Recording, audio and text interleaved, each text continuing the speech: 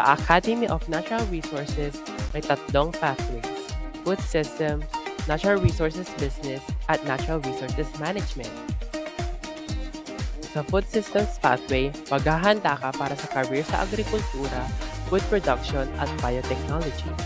Matututunan mo ang tungkol sa plant at animal anatomy, genetics, biotechnology, at mga tradisyon ng Hawaiian sa paggalang at pangangalaga sa lupain at mga mapagkukunan nito.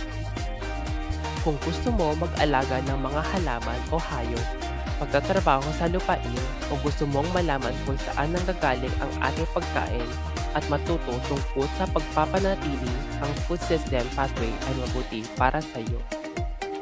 Sa Natural Resources Business na pathway, maghahanda ka para sa mga career na may kinalaman sa patuloy na paggamit ng ating likas na yaman at pagsisimula at pagpapatakbo ng negosyo.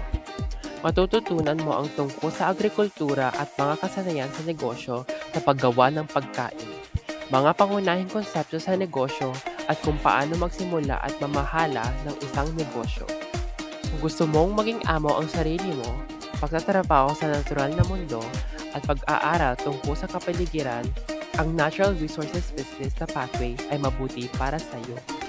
Natural Resources Management na pathway, maghahanda ka para sa mga career sa pagtitipid, panggugubat at pamamahala ng mga hayop.